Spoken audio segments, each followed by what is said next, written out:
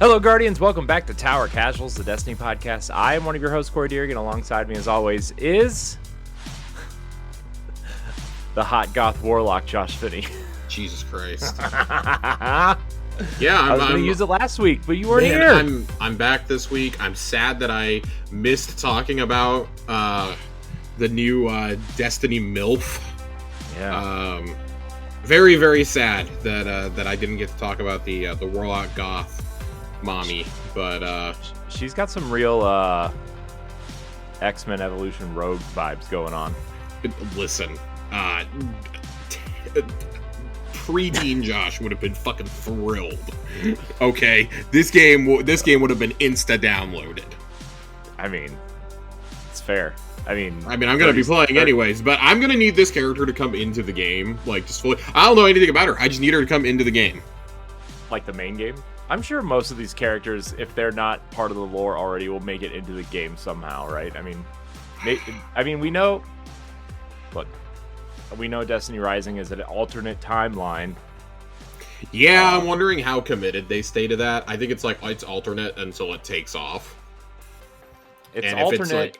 If it's really successful, they're gonna be like, "Oh, we figured out a way to weave it in." Yeah, I can't wait for Destiny's multiverse saga.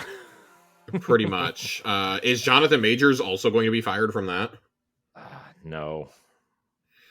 Man, that's what's going to happen though. Is somehow if this game takes off and becomes super popular, they're probably going to use someone like Elsie to timeline hop or something, and I don't know. That was my first thought of if this takes off, they're gonna find a way. Yeah, finds a way. I'm curious to see what they do. I really don't have a whole lot of thoughts on the mobile game. I watched the announcement trailer and I watched a little bit of the dev diary. I didn't even finish it. It came out at a really bad time for me. Last week, I kind of went through the ringer in terms of health, but I'm back. I'm not better than ever, but I am alive. I'm good. I am not in pain anymore, which is good. That's good. Yeah, I've been dealing with the ongoing saga of being having a lot of orthodontal pain for about 2 months now, and that has finally been solved. A quick TLDR for everyone: I started getting some pain in my face last week, some more pain, and I already was not sleeping well for a couple of months. And then I developed pain in 3 different parts of my jaw. Tuesday afternoon and evening, and ended up going to a new dentist because my dentist was like, "Oh, we're not concerned about it." You tell somebody who we discovered I had concerning. I had discovered I had a cracked tooth. Long story short, we think it's from the filling that I got a couple months ago that kind of kickstarted all the pain I had. Basically, that dentist fucked up and went to a new one. They're like, "Yeah, you need a root canal." I went through a 4-hour root canal last Thursday. So by the time I got out of there, I was like, I cannot do this show. My jaw was so sore from being open for that long. My throat hurt. Apparently, your throat and tongue muscles can really hurt when you have to do that, because it was my very back molar. A whole disgusting saga. But I spent probably about 3 or 4 days just laying on the couch over the weekend, doing nothing but playing Metaphor ReFantasio, and it was great.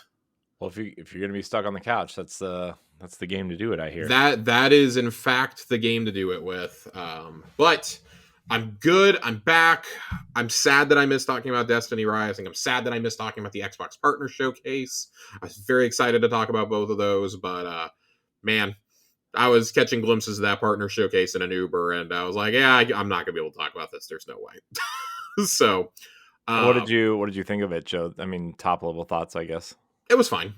Yeah, it's in terms of the partner showcase, it's better than the last partner showcase they did. I like that when Xbox does one of these, it's basically stuff that's coming out right now. Or in the next couple of months. We've seen when PlayStation does state of plays, which I consider a state of play to be kind of similar to a partner showcase, I guess, except they mix some first party stuff in there. They like to announce stuff that might not come for a year or two. Mm-hmm. And that really bothers me. I mean, I think back to the Death Stranding 2 reveal that they did earlier this year in January, and that game like is probably fall 2025. So I don't know, like I kind of liked that. I thought it was cool that they always like to put emphasis on Game Pass games. The new multiplayer game from Remedy that is set in the Control verse, the Remedy verse, I guess we can call it. Pretty cool that that's coming to both Game Pass and PS Plus right away. They clearly know, hey, that's how we're gonna have to market this. So I enjoyed that. Animal Well is coming to Xbox, one of the best indies of the year. If you have not played it yet, absolutely play that. Still on PS Plus. And outside of that, I mean, I didn't really have like anything that was like, oh my god, like it like moved my soul that I had to play it immediately. But yeah, that's the thing about these. I actually kind of liked the TGS show a little bit better, just because that appealed more to me. But overall, like decent show. The next time that we hear from Xbox, other than at the Game Awards, will be when they do their developer direct in Q1. So interested to see how that goes, because they've got a pretty busy couple of next 6 or 7 weeks coming up. You got Black Ops is dropping as this is posting in North America. Flight Sim drops next month. I know that's not like big to the console crowd. That's going to be really big on PC. Stalker 2 drops next month, right around the same time, just in time for Thanksgiving. And then, of course, Indiana Jones and the Great Circle. I know. On December 7th. Josh, I did something. I applied for Tower Casuals and Xbox Casuals to be one of them Bethesda people to get codes for Indiana Jones. Man, I'm so excited to play Indiana Maybe not, Jones. But I did it. I tried. Did my best. I've also been hanging out a little bit in Diablo 4 again. Finally firing up Vessel of Hatred. Been meaning to get to that, and unfortunately it came out at a very bad time. It came out the same day as Metaphor. So my priority went to Metaphor, and now, just as I'm getting into Diablo, Black Ops is coming out. Black Ops comes out today. Dragon Age is a few days away. So next Xbox Casuals next week, it might just have to be what has Josh been playing for the last month, because my eyes might be glazed over from how much I'm trying to get through. I mean, that's fair. I think what Black Ops comes out tomorrow, as of this recording, tomorrow, or is it next? It's tomorrow. Yeah. Black Ops unlocks we're recording this Thursday night, roughly 8 p.m. Central. It unlocks in 2 hours. Yeah, so in North America. So I'm gonna play it, Josh. I'll finally be playing a new game on Xbox Casuals. Oh, Josh, I'm a terrible gamer. You want to hear how terrible of a gamer I am, Josh? My PlayStation died. Again. For the third time. Yes. I think you just have uncannily bad luck with technology. It's just PlayStation.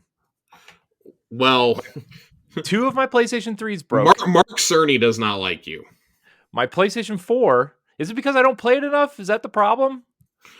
Genuinely, it could be. I had problems with my PS4 when I let it sit dormant for a long time. I think dust got gathered into the intake. So yeah, I just it wouldn't turn on, and then I got it to turn on yesterday, and then it just kind of like fizzled out. And I thought it was like, okay, well, maybe the plug is bad, or maybe the outlet I have it plugged into is bad. So I like swapped out all these cords and swapped outlets and plugged it in somewhere else, plugged it in on a different TV. It just like, nah, I don't want to work today.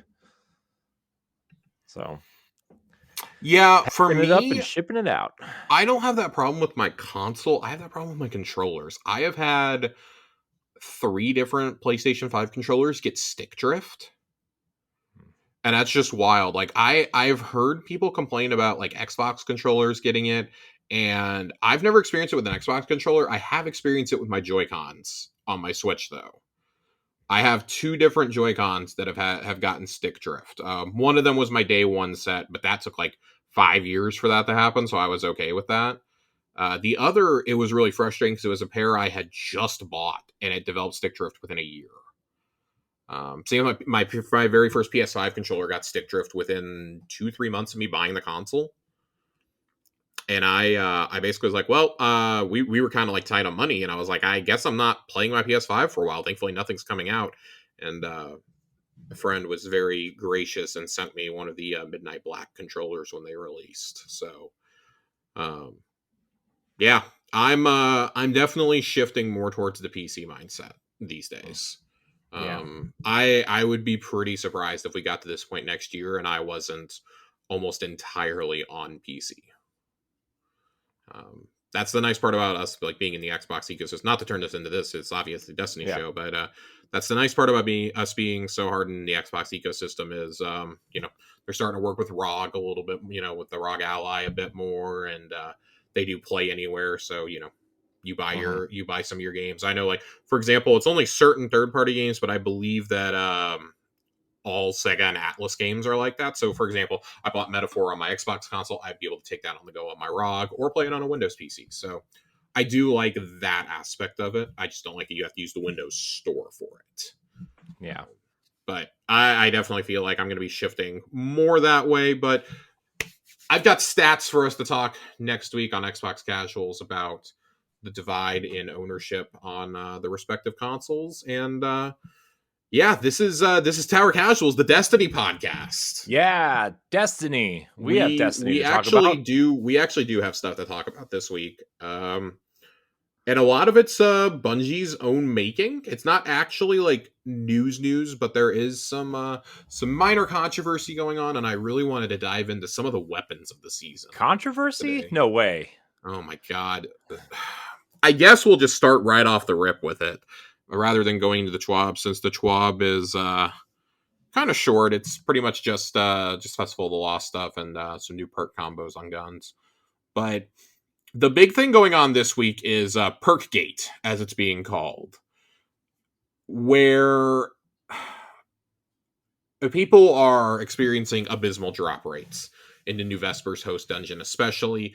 I myself have seen a bit of this going. I was trying very, very, very hard to get the new breech-loaded grenade launcher and just could not get it to drop. For the life of me, could not get that thing to drop.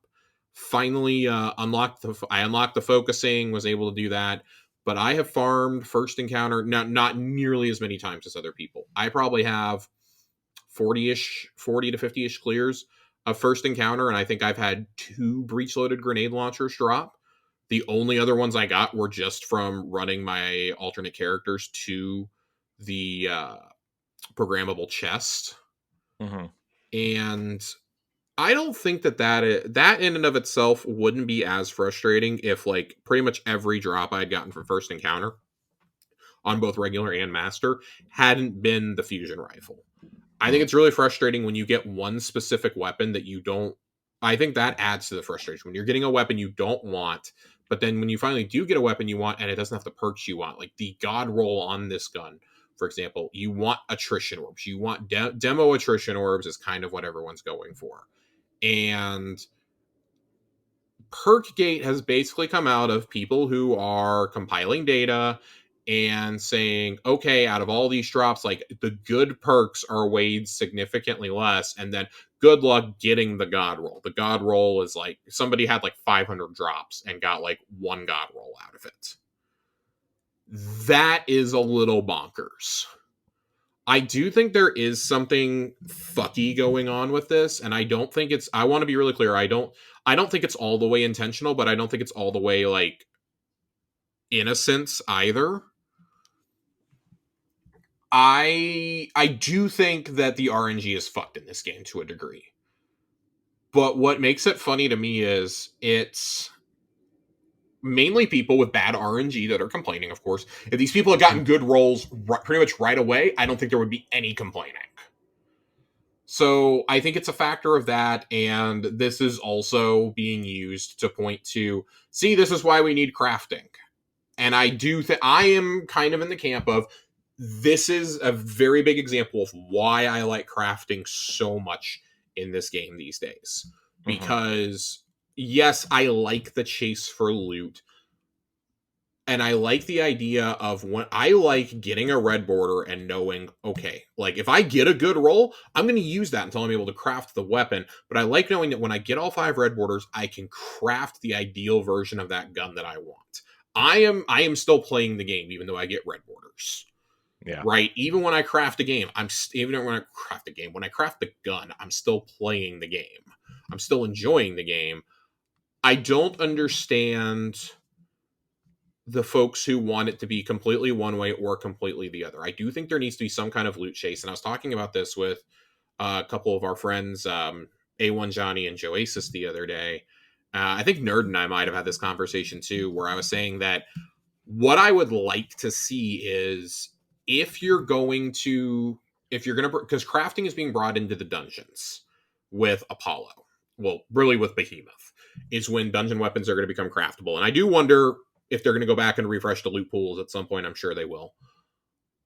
What I would like to see is I want the seasonal weapons craftable again. I'm just going to say it. I think it helps with vault management a lot.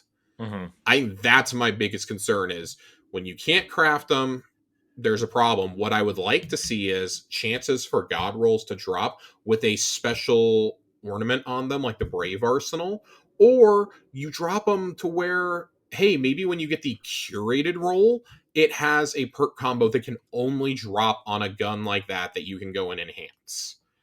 You can't get it from crafting. Like that crafting might not always give you the absolute like god tier roll, but you'll be like just barely a step below. Like maybe you can't get the exact perk combo. You can only get one of those perks on it. I would like to see something like that because then there is still merit to the people who want to chase the absolute best. There is still a grind there, or who want to chase the special ornament, who have to have it all, who play this game all the time. And the people who are, a bit more laid back about it, but still want to have very good end game level gear to go and do dungeons, to go and do raids, to do grandmasters, to do master level content. But, maybe we're not in the day one races. I think there's a pretty clear hierarchy of players. And I think it's really the folks who are like going for the contest clears who really are kind of up in arms about the RNG aspect of it all. Like, I'll tell you right now, I get shit RNG that just makes me not want to play.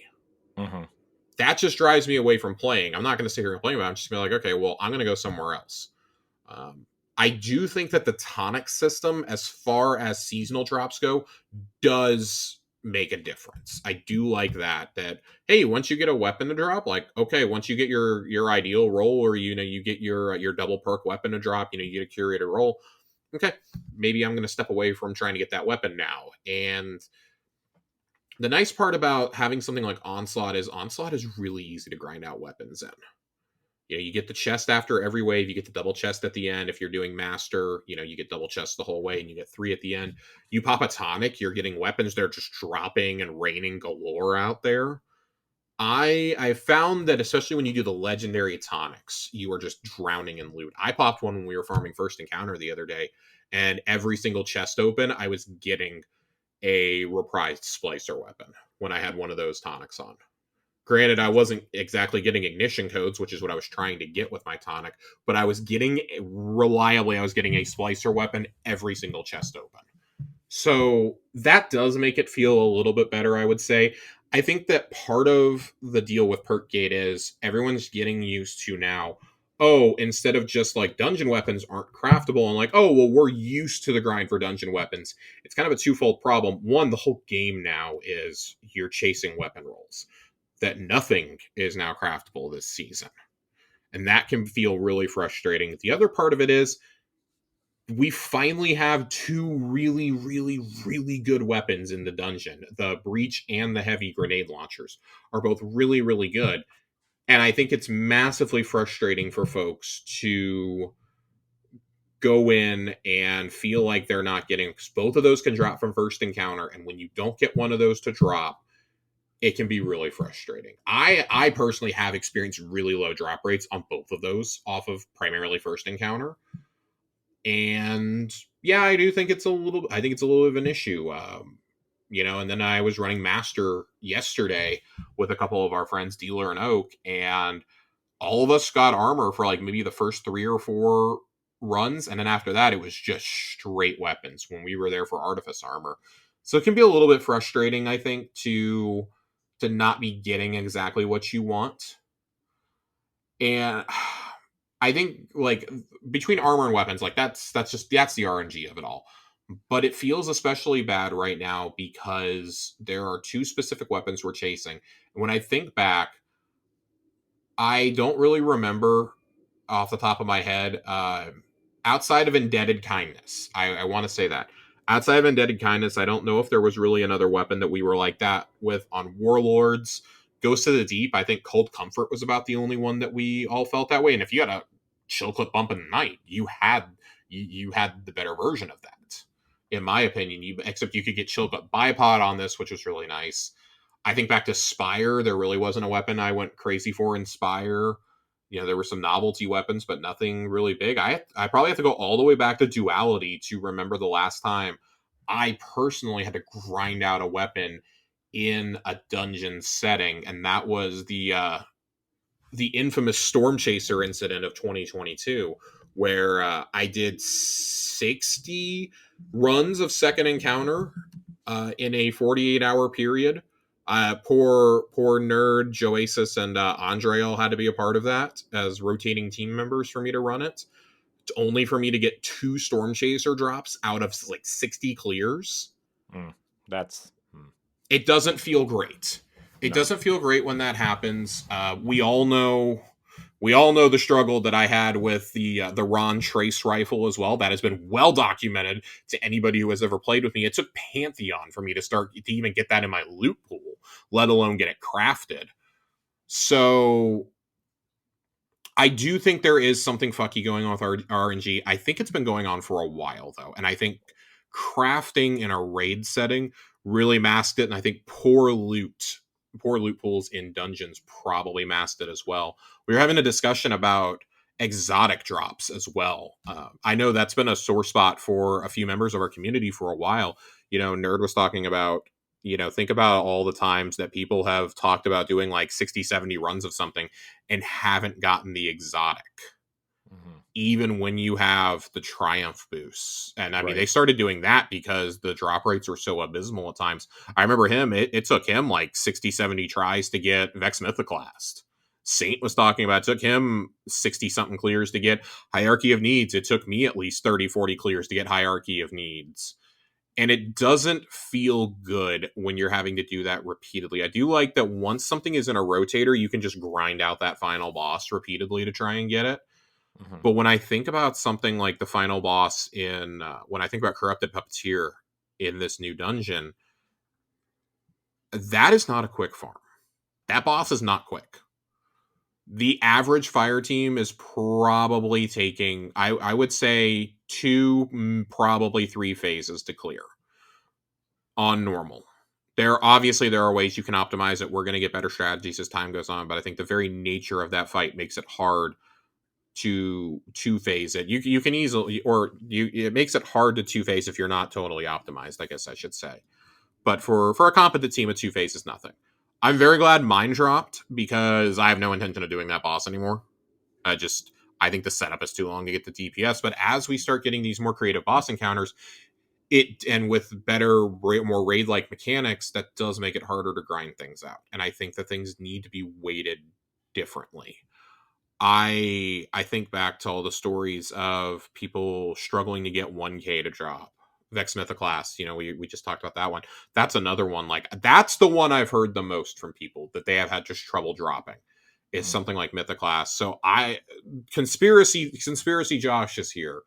I think there's been a problem with the drop rates for a while, and we're just now noticing it because the loot is actually worth grinding for this time. Yeah. Something happened at some point along the way to affect the RNG, and it's been masked by red borders, by deep sight harmonizers, and things like that. I do think there is something that has gone on in the back end, but I also think that this shouldn't have taken this long to come to light. It's coming to light because people are upset over not getting rolls. That's what it is. So, this community, they really, really, really love to overreact to everything. And I'm not saying that the whole community is overreacting here, but I do think that sometimes people go looking for a narrative when there isn't necessarily one. And I hope we get a lot of transparency about this. I hope they make more than just a "we're investigating" statement about this. But I do think it's a little funny that they basically got bullied into making a statement about this today on socials, because these posts took off like wildfire on Twitter and Reddit. And I don't think that should ever be a determining factor not fixing, but in altering your game. But if you do an investigation and you find that, hey, stuff's fucked up, yeah, I want you to go ahead and fix it. I want you to admit this. It's a problem. And it's people that don't typically complain about loot drops to me have been frustrated, and that was before these posts started coming out. So I do think there is some merit. I also think that, a lot of us are more angry with Bungie over the last year than we've ever been. And that is, to some degree, I think, fueling the negativity around this. So, I don't know. Corey, do you have any thoughts on this? Because I feel like I'm specifically feeling this in the dungeon more than anything. But the fact that I'm attuned to Ignition Code and I got like 2 in an hour, but I got 4 Chroma Rushes and 3 Sojourner's Tales didn't feel great either. Yeah. No, I mean, my thoughts are, it just feels like, I mean, like you said, it just feels like they're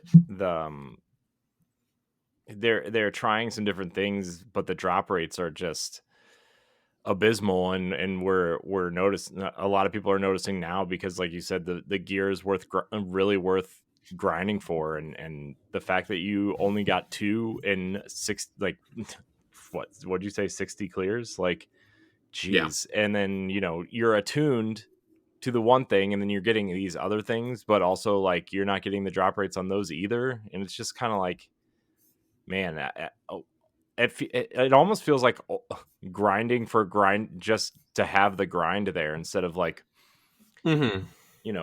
actually making it a challenge to go get something, and like, I understand grinding a little bit for something, right? I mean, that's the game, right? But like 60 times, and you only got 2, and maybe not the rolls or whatever you want, and then crafting isn't here, and it's just kind of, it's like, yeah, man, I don't know. This seems like the wrong direction a little bit, in my opinion. It's a slippery slope too, because I don't think that we should run around and immediately be yelling, "Oh, I'm not getting the drops I want, so RNG just sucks." Like, I know that we all joke about it, we say it, and I think, like, but when like someone who does not grind a ton in these games is feeling like the loot is just bad, because it's not even, it's hard enough to even get the weapon I want to drop, let alone with the perks I want. I think that's like the core issue. I would be happy just to be getting drops of the weapon I want at this point. But then to get it with like the ideal perk combo, and I mean, if you don't get the ideal perk combo, these weapons can just be complete dog shit. Like, on that heavy GL, if you don't have bait and switch on it, good luck. Good luck. Because it's not nearly as good. Yeah. So that was definitely frustrating. I'm interested to see what the change is going to be here, because it's not going to be a quick fix. Mm-hmm. I don't know how much grinding I'm going to do of the dungeon until they announce whether it's a fix or not, until they make a definitive statement on what's going on with the RNG. I wouldn't expect an announcement until we get closer to Act 2, honestly. I think it's going to take a couple weeks for them to investigate. I'm sure we're going to get some spaghetti code excuse here, which is even more frustrating. Mm-hmm. That excuse only works for so long, and I think at this point the fan base is just fed up of that being the excuse for everything, whether it's valid or not.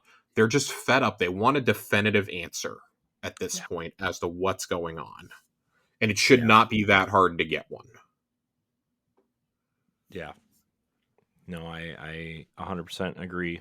It's just, you know, we've been talking about spaghetti code longer than we've been doing this show, Josh, and it's just kind of Yeah, yeah. it is what it is. Yeah, and I understand that, right? And like they've made a lot of progress fixing some of that, right? And Yep, I mean that's why it takes content blocking time. exists and why certain things aren't ported over and all that kind of stuff, right? But like Mm-hmm.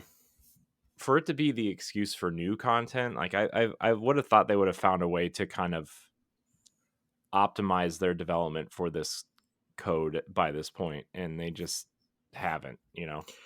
It's it's the shortcomings of the Tiger engine ultimately.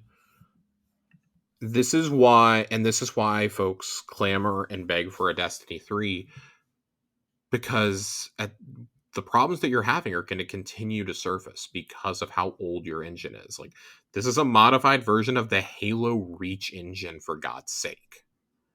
Mm-hmm. We just had a whole talk on Xbox Casuals a couple weeks ago following the Halo World Championships about how Halo Studios is going to be using Unreal 5 going forward. And there are some very real concerns in that community. That is going to change the entire way that the gunplay feels. They've never truly moved off an engine that doesn't have the OG Halo engine bones. And that's kind of where Destiny is too right now. So at some point, they're going to have to make a choice, and Sony's going to have to decide if they want to fund that or not. And folks are going to have to understand that, hey, that would probably mean Destiny 2 has to die for a little bit to make a Destiny 3. And I think Bungie and Sony are so afraid of letting that happen because you're going to have a really hard time retaining the player base. We've seen how hard it is for new games to break in. I mean, we just covered the complete flop of Concord, right? Like, Overwatch is bleeding players and is now going back to 6v6. Like, there are very real things going on in live service games that they are not able to sustain player counts and player bases. It is so hard for a game to break in, and that's why I don't think a Destiny 3 would be a guaranteed success. Mm-hmm. But at some point, you have to have an optimized version of Tiger, or you need to be building something in the background. And unfortunately, they've fired a lot of the people who could do stuff like that on the back end. Yeah. They're pinning a lot of their hopes on Marathon, which I don't remember if Marathon's being made in Tiger or in UE5, but I want to say it's Unreal. I I want to say I saw the Unreal splash screen at the beginning of that trailer, or I feel like they've talked about it at some point. I feel like both happened, but I don't want to say it definitively in case I'm wrong. I'm gonna look it up real quick just Go to ahead and look that up. But if you're already making the shift there, then maybe that could be used as a test bed to see like if you can recreate that Halo magic or that Destiny magic in there, because that's one of the big things Destiny is going for. It is the gunplay just feels so unique, Nope. and I think It's running on an updated version of Tiger. never mind. This is according to, let's see, there's a Reddit thread about it, there's a Game Rant article about it, it's in the Marathon Wikipedia, it's in the Marathon fandom. Yeah. I'm gonna choose to believe that that they've somehow updated the engine and it's good. And if they have, great, good for them. Well, also Please Marathon is share like that a knowledge. Marathon is more of like a, obviously it's multiplayer, but it's more in the vein of like, it's more in the vein of Halo and less like Destiny, right? Where it's like, okay, well, you have one character, you're not really like upgrading your character for multiple years and like building out this huge world. You're building arenas to go extract weapons from, right? Theoretically, right? So Right. maybe Tiger works better for something like that than Destiny, but also I mean, it's just like at a certain point, they've got to figure out what they're doing, and that's fine. I know that I keep saying that. I just there's not very many options that you have right now. So I am interested to see what they ultimately do. There are questions to be answered, but it's not the end of the world. It is what it is. I want an explanation, and I feel like things like this are going to happen much more frequently with a lower staff count, lower head count, with QA largely being outsourced at this point. It's it's not great.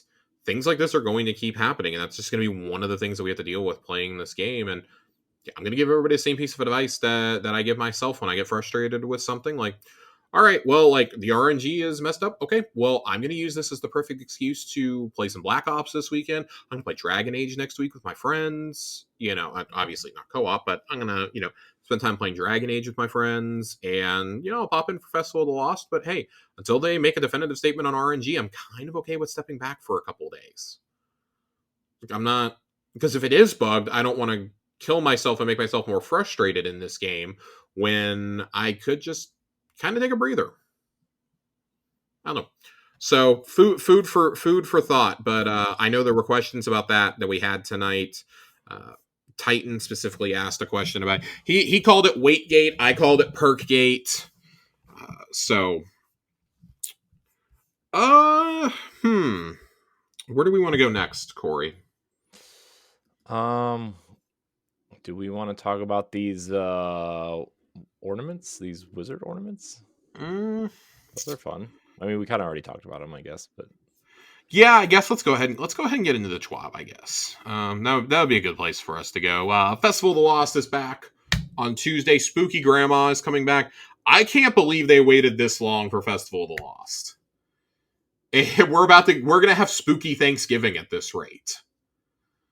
This is really silly that they've waited this long. There was some speculation in Discord. I think Yellow Kuru was saying this, that they are an avid For Honor player, and there is a Halloween event happening in For Honor for Destiny as a Guardians of the Light crossover with Shax and Saint 14 showing up to fight Scorn.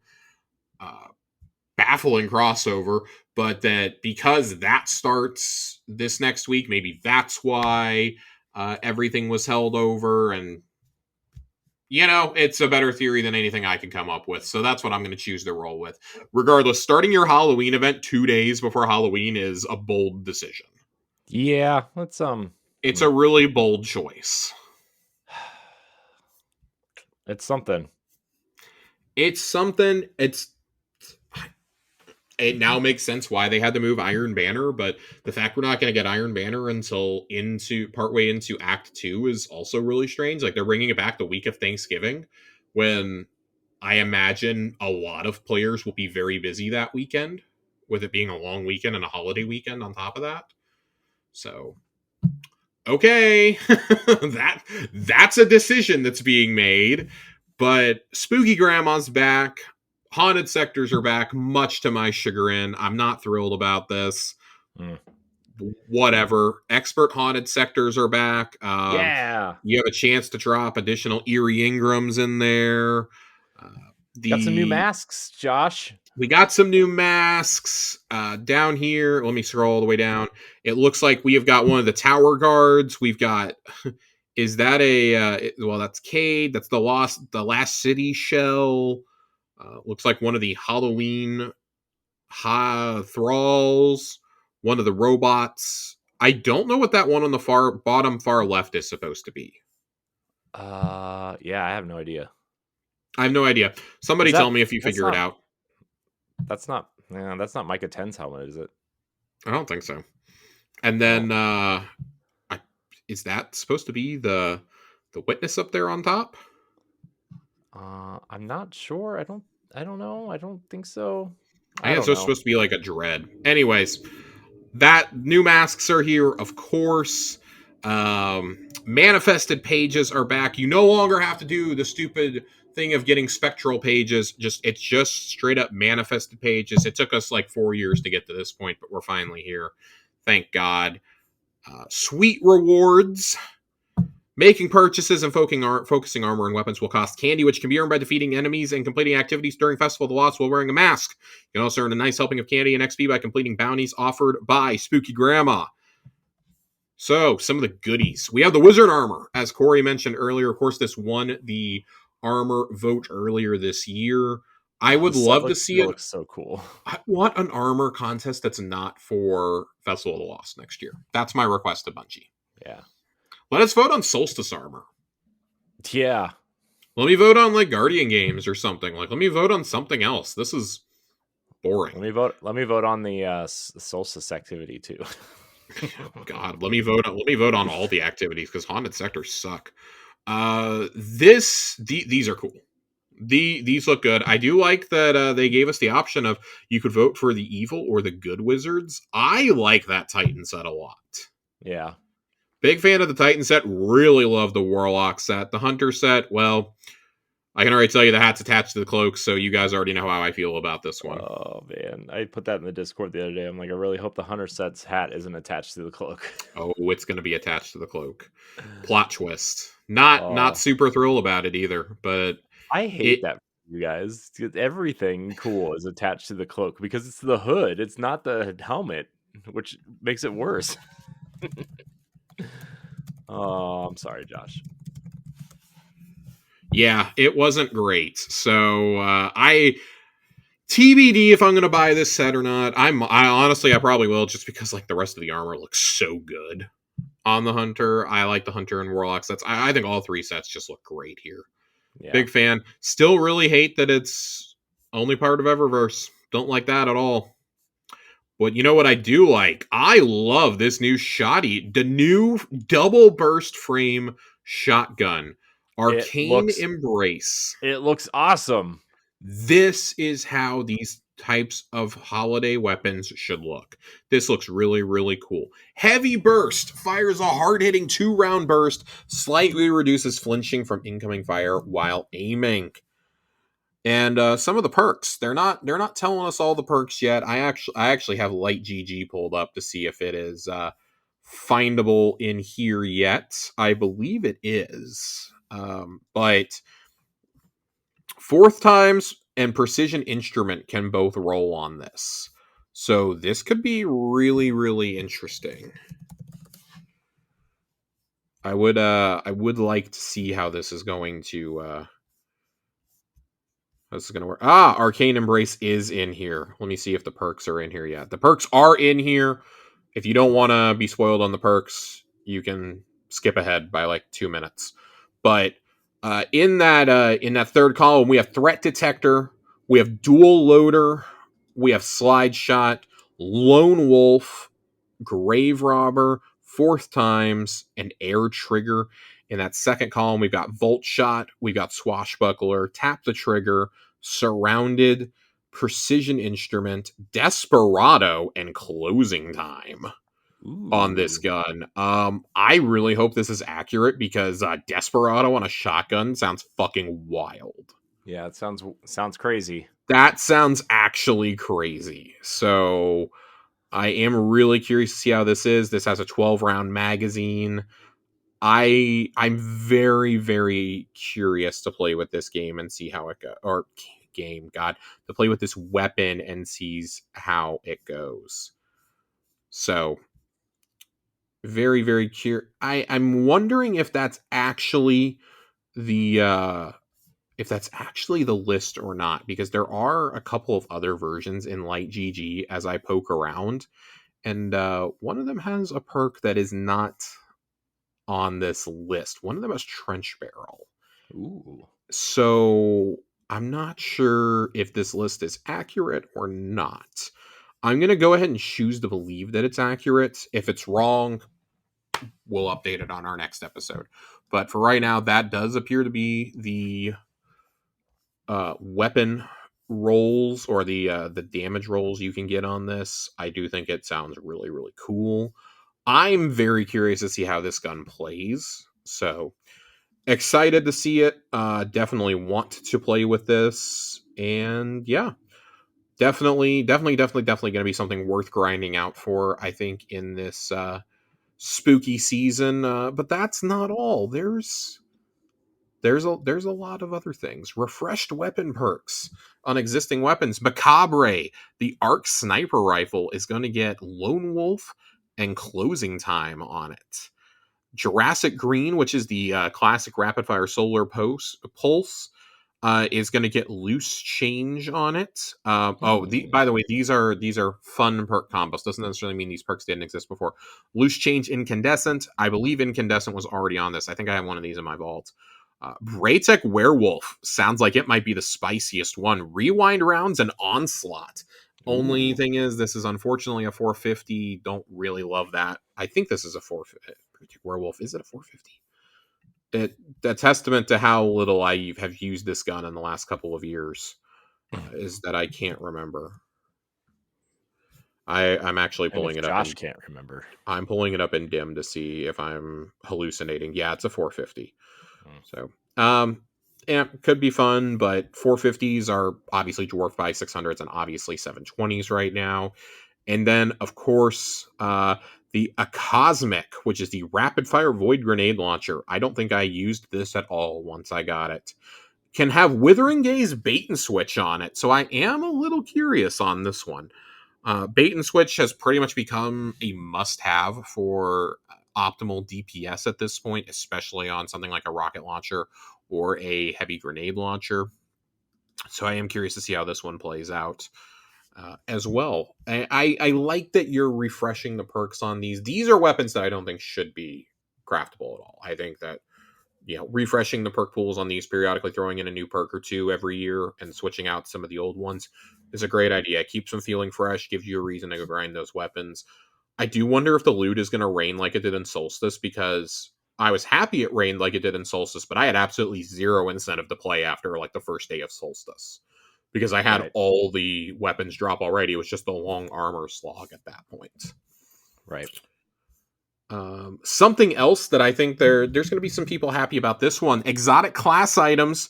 This year, the exotic class items will be able to purchase directly from Eva for 1 Eerie Ingram and 2,500 candy.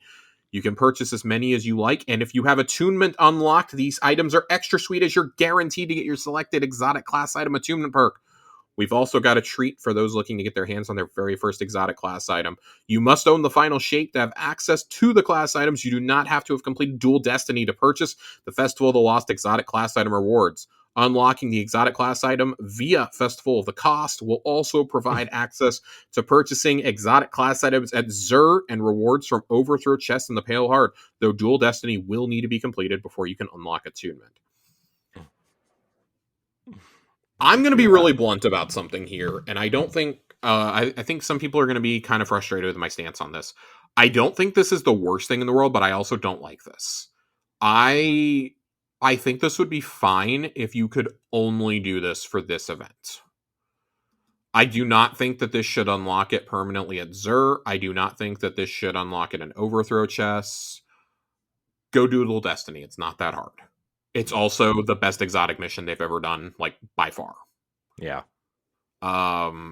It is a 2-person mission. You literally need one other person to do it. Open a YouTube guide if you're struggling and do it. Yes, it is a challenge. It is giving you one of the most powerful things in the entire game. It is giving you an armor item that literally changes the entire game up. You need to you should have to work for it. I'm sorry. You really should. I'm not a fan of handing it out like this. I think if you could buy, like, if there was a cap of like 3 per week or something, fine. Give people a taste of it. But or, maybe make the cost double. Maybe you have to have like 4,000 candy and 3 engrams to get it if you haven't completed Dual Destiny. I think there needed to be something else. And I'm not a big fan of them being unlocked this way. I think that they should drop from things like Grandmaster Nightfalls and from Master Dungeons and Master Raids and whatnot. But it's not that much to ask you to go complete an exotic mission one time. Right. I do not think that is the worst thing in the world. Especially the fact that you can buy these from Xur too. I think that's the other thing that's just really rubbing me the wrong way. Like, you never have to go do the best mission in the game. Yeah. That's really, really frustrating. Like, this is a mission that's up there with Whisper, that's up there with 0 Hour. Yeah. It's up there with the Iron Gallarhorn from Rise of Iron. When I think about the best exotic missions this game has ever produced, like, this is easily one of them. To me, this is the pinnacle of what an exotic mission can and should be. It was something totally unique and totally new. Brand new mechanics, 2-person mission, which we had never had before. I liked it, and I liked it. I understand that some people don't, but hey, at this point, you've had like 4 months to go do it. Just do it. I don't know why we're catering this quickly after it came out. If this was like a year from now, like if this was next year's festival, then I'd be like, okay, it's been a year and a half, fine. I think to cave and do it this quickly after you've already made it available at Zur and you're making it available in Overthrow as well, it's just frustrating. Yeah. So if you haven't unlocked the exotic class item, good for you. Go grind, I guess. Because, I mean, getting 2,500 candy is still going to be a grind. Yeah. Make no mistake about it. But it's not going to be, if the drop rate is like it's been in the past, I don't think 2,500 candy is going to be hard to come by at all. No. So, and 1 Ingram is nothing. So, speaking of other things that some of us had to do ridiculous grinds for, the Super Black Shader is back. Ooh. Just in time to help you with all your seasonal fashion needs, Super Black Shader will be available as a reward for the Ghost Rider Event Challenge, which requires you to complete 15 event challenges. The rest of us basically had to do every single weapon quest that Shax gave us and some other things during the Into the Light, a little mini drop. So 15 challenges. Okay, whatever. If that wasn't enough, we have the Lost Memento returning as a reward. You can hold up to 3 at a time now, like other mementos. And with the Twilight Triumph, in addition to the Lost Memento, you can also get the new Spectral Carapace emblem as a reward. A little spooky emblem. Spooky. So, obviously, the next time we meet in 2 weeks on this show, we will talk all about Festival of the Lost. I actually really like that because that gives me like a week and a half to kind of dive into it and get some new roles on this shotgun and play around with some of these other ones. I'm very excited. I do think that these weapons are going to be fun to play with. I'm really, really pumped for that new double burst Shotty. I think that's going to be a lot of fun. Yeah, it looks awesome. It looks really awesome. I'm very happy. Very, very happy right now. Yeah, ready for it. Give it to me. Give it to me. You heard him, everybody. Give it to Corey. Give it to me. We've got a couple other little things here.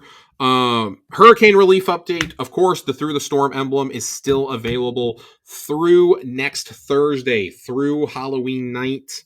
$25 will get you the Through the Storm emblem. One of the members of our community donated some money and sent me their emblem because they're like, I have a bunch of these and I don't need them. So I have one of these. I am planning to donate. I have just, obviously, as explained at the top of the show, I have gone through the ringer this week. So financially, I've been planning to support this. There also is a t-shirt. We thought they were going to do a t-shirt, a Through the Storm shirt that is available, and all proceeds will go to direct relief. So cool as shirt. Always, yeah, cool shirt. Don't know if I like it as much as some of the previous charity shirts that they've done, but hey, we can't all have bangers all the time.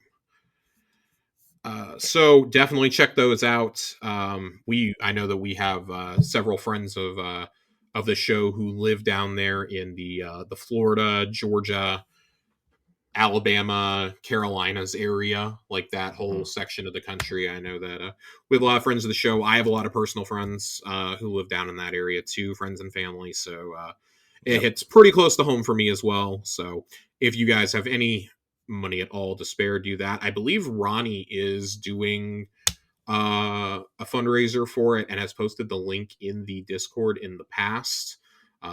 I will find that and I will pin that to the podcast channel in the Discord for anyone who is interested. Quick other little updates. Grandmaster Nightfall start on October 29th. Pretty excited about this because a certain new weapon is there, which means it's happening. The Stasis Glaive will be available next week. I can't imagine what else it would possibly be. I'm very, very ready for this. I will be in Grandmaster Nightfalls next week. This is how they're going to pry me away from Dragon Age for a couple hours, is to go grind out GMs to get an adept version of this bad boy. I can't wait. Also, double Vanguard ranks, so this is the perfect opportunity to go and unlock the brand new Fair Judgment auto rifle that is the vendor reward this season. And of course, like we mentioned, Ubisoft partnership, For Honor, available October 24th and November 14th. We got no details on it right here. We got a picture, and they said check out their website for more details. I get the feeling that the Bungie social team was not thrilled about this one. Yeah, I don't. So I laughed really hard because they didn't even say the name of the game either. We're excited to be partnering with Ubisoft again, this time in their team-based medieval fighting game. Yeah. I laughed very hard. I mean, I'm wondering if this was like, hey, we didn't finish the we didn't finish the deal in time while we were scheduling these posts out. So guess you'll find out when the logo's pasted on the art, the key art. Yeah, I don't know how I ultimately feel about this. I thought it was Assassin's Creed again at first. I was like, are they putting those skins in Assassin's Creed again? Remember when they put in Valhalla? Saint and it was Shaxx. The most unnecessary one that they've ever done. Oh, you better believe I bought the Saint one though. That's ridiculous. I'll never play Valhalla again for reasons that I have well documented over the years. I think that does it for our Schwab tonight. Yeah, that's gonna do it for our Schwab. We did have, so I wanna backtrack to a question we had a couple of weeks ago from Dealer that I did not get to on the review of the dungeon, and I did not get to last week for obvious reasons. He was asking about rolls on weapons. And I wanted an opportunity to talk about this because I finally have weapons worth talking about. I've been waiting for this for a while.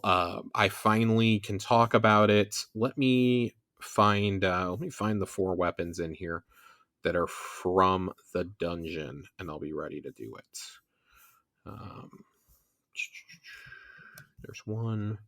There's 2. I think these have really, really, really cool methods to being able to focus them. There is a number in the descriptor, and that's the code you punch in once you unlock focusing to get you a guaranteed roll each week. I think that's very, very cool. There's the other one. Okay. So we have 4 weapons. We have the Versus Chill Inhibitor, which is the power grenade launcher, Stasis. We have the Versus Pyroelectric Propellant, which is the Arc Energy Rifle. We have the Versus Gravatic Assist, which is the Void Fusion, and the Versus Velocity Baton, which is the breech-loaded Void Grenade Launcher. I want to start with this because this is the one everybody loves right now. This is the We Have Witherhoard at Home.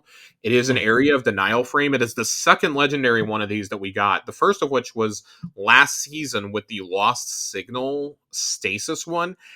That came in so clutch on our contest run. That changed the entire trajectory of Second Encounter once Joe and I started running that. It was incredible. I was so happy for this. This automatically outdoes Lost Signal, though. And let me tell you why. Attrition orbs. Attrition orbs is why. You are an orb-making machine. For those who don't remember, attrition orbs... dealing sustained damage creates an orb of power. You're shooting a void puddle at people. You're dealing sustained damage constantly with this thing. This is absolutely dirty. This is absolutely filthy. The roles that people seem to be going for, so in this first column, you can get Repulsor Brace, you can get Over-Under, you can get Unrelenting, Reverberation, Demolitionist, and Slick Draw. And in that second column, I mean, it doesn't really matter because Attrition Orbs is what you want, but Destabilizing Rounds, Adagio, I think, is this Eris? Yeah, High Ground, God. Bait and Switch, Harmony, and Attrition Orbs. The god roll that people are going for is Demo Attrition Orbs, which makes a lot of sense. You are making orbs and grenades constantly if you run that combo. Another one that people are really liking is Repulsor Brace, Repulsor Destabilizing, and Repulsor Attrition Orbs. I think those are pretty clearly your 3 best. I personally really like the idea of reverb on this weapon. I do have one with reverb. It's reverb harmony though, so I don't know how much I like it. But if I got this with attrition orbs, I wouldn't complain. And this is why. Final blows with this weapon increase the size of its detonations for a short duration. This in a season where, you can make things volatile would make it go really, really hard. So I like the idea of this, or if you're running something like Gear Falcons, I like the idea of this. I just don't know how it's going to work in practice, but this thing is absolutely filthy. So to answer Dealer's question on this one, I am going for the God roll. I want demo attrition orbs, but I would not complain about repulsor destabilizing or repulsor attrition either. I think all three of those definitely have their place, but if you're able to get attrition, that's what you want in this. You want attrition orbs. And this has been at the core of the of Perkgate. For the fusion, I don't really have anything I love in terms of this fusion. We have so many good fusions as it is. I do like that chain reaction is on this. I personally really like repulsor chain or under pressure closing time on this one. Of course, your perks you can get in third column are To the Pain, Under Pressure, Repulsor, Demo, Heating Up, and Unrelenting. And in that second column, you can get Withering Gaze, you can get Closing Time, Chain Reaction, Kickstart, Successful Warm Up, and Fragile Focus. Again, chain reaction, I think, on this one goes really hard. Under pressure chain, under pressure closing time. I think those both go really, really good. So, especially when you're combining those two perks that work as your magazine gets lower. This is already it's a 6-round magazine, so every shot is going to basically be more accurate if you have those two perks together. I think that's part of the reason you want it. Again, if we ever get a season where Void pops off, this is going to be the one. I somehow have not come across the God roll of this yet, even though this seems to be the only weapon that drops for me. I swear all I have seen is like unrelenting kickstart on every single drop that I've gotten, and that's not a joke. So the arc, I think the arc auto rifle is really interesting. It would be more interesting if it wasn't a 600 RPM, but I do like it. At the end of the day, I do like this. This is another one with attrition orbs. Attrition orbs with in that first column, you can get attrition orbs. You can get To the Pain, Fragile Focus, Killing Wind, Eddy Current, and Strategist. Strategist is totally fine. I think if you're clearing mobs, it's totally fine. Especially when you pair it with some of these in the second column. You can get the new perk Jolting Feedback, which huge fan of this. I got this on this gun. Really, really liking it so far. Dealing repeated damage with this weapon inflicts Jolt. And let me tell you something, Jolt is one of those that can be kind of difficult to enable at times. So when you're combining that with something of sustained damage, like Strategist or Attrition Orbs, I think it can be really helpful. Closing time can roll on this. Enjoy this. Don't really love it. Target Lock is on this. I always like Target Lock on something that fires a little bit steadier than a 720. You can get Kill Clip on this. Just tired and true favorite. Onslaught is on this. I know folks really like Onslaught, and of course Swashbuckler is here. For me, Attrition Orbs, Jolting Feedback is the one, and that's what I have. This is the one for me. So I am enjoying my orb creating days, but not nearly to the level I would be if I had the Velocity Baton. And of course, Chill Inhibitor. Let's get to this one. Chill Inhibitor is another one that has just been the subject of, let's say a little more than small controversy. Oh boy. So in this first column, Cascade Point. We all love Cascade Point on heavy GLs for obvious reasons. Danger Zone. Rhyme Stealer, brand new perk this season. I don't remember if we've talked about it on the show, but destroying a stasis crystal or defeating a frozen target with this weapon grants you frost armor. That's fine. You're probably using this more for damage than you are for ad clearing, though. So Rhyme Stealer, kind of not the greatest option. Attrition Orbs can roll on this. I think Attrition Orbs is horrendous to get on this weapon, personally. Envious Arsenal is one that I would really want to chase on this, dealing damage with both other weapons before readying this weapon refills it from reserves. It's basically a poor man's bait and switch. And Demolitionist. So in that second column, you can get Chill Clip. You can get Bait and Switch. Funny enough, you can get Bait and Switch and Envious Arsenal on this.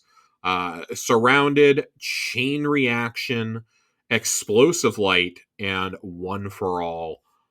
This is a gun that if you don't get the right perk combo, it's going to suck dick. This is going to be a terrible gun if you don't get the right combo. For example, I want to say that I had Chill Clip. Did I have Chill Clip Cascade on mine? And I did not enjoy it. It was not great. It was fine, but it was not great. I was not a fan of it. I think that if you're going for a roll on this weapon, far and away, Cascade Bait and Switch is going to be your best option. Envious Explosive Light is another good one, I think. Beyond that, I don't know really what else you would want to chase on this. Those are the two that I would be trying to get right now. But yeah, Cascade Point, always a big favorite. Bait and Switch. I mean, if you're going for optimal DPS all the time, Bait and Switch is always the one. That came in absolutely clutch during Pantheon runs. That's when I first really started learning how to use Bait and Switch effectively. That I would say that's what you want here. You definitely want that. You're gonna want the spiky nades with it. You're gonna want to get probably hard launch. Yeah, it's going to be a challenge to get all of those on it together. And I think that's part of the frustration with, hey, this isn't craftable. This is harder to do certain thing, to get these rolls because of perk gate and whatnot. So I do like this GL. It's just, you gotta have the exact right roll is all I'm gonna say. So, but it's automatically like one of the best in slot, I think. I think there's a couple of other bait and switch GLs that are pretty damn good, but man, this might be it. In a stasis season, I feel like this is the one right now.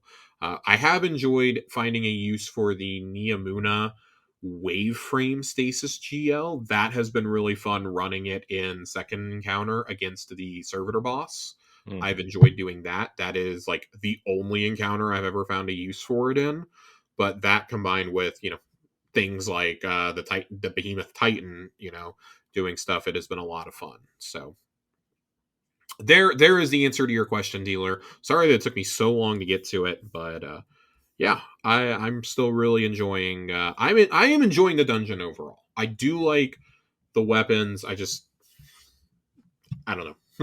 I wish things dropped a little more efficiently. So. Yeah.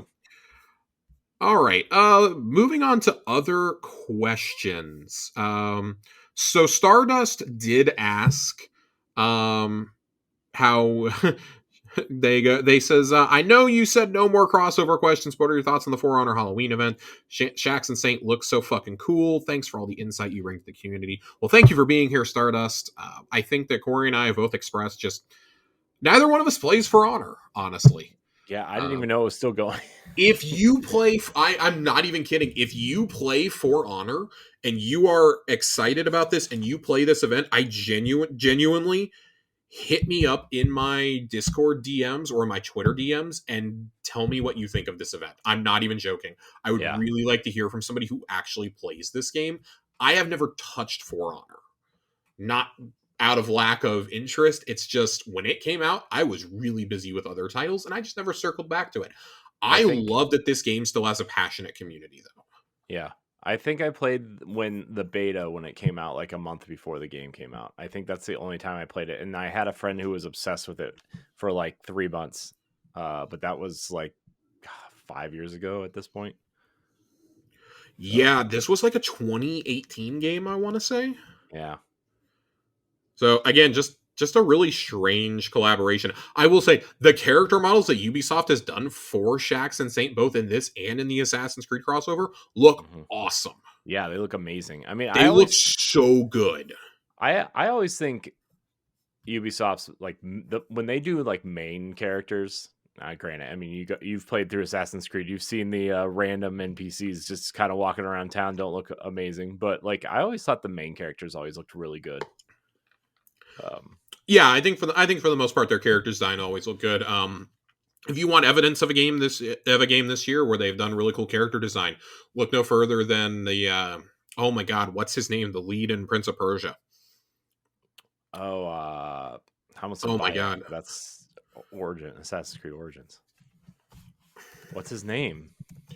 I was playing this really hard for like a month and then I forgot. I'm looking it up because this is going to bother me.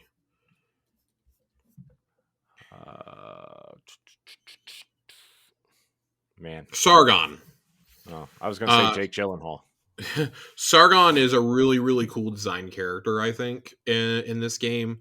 And Nyx in Star Wars Outlaws. Two really, really cool designs this year for Ubisoft games. In a year that has been really rough on Ubisoft. Rough is a understatement. That's a word. You know what's funny? On Boss Rush the other night, we were talking about Ubisoft. Did you know they've between DLC and games this year? Did you know they've released 11 titles this year if you include DLC? It would have been 12 if you included Assassin's Creed Shadows. I would have guessed that they released like 4. I'm not even kidding. Yeah, that would be my guess that they released like Lost Crown, Outlaws, and I don't know what else, honestly.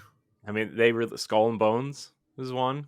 Was that this year? Yeah, it was February. Oh my god. So I've seen that game on sale for like $8 this year. So I actually thought I thought I was hallucinating and that came out last year and I've just been memeing it for too long.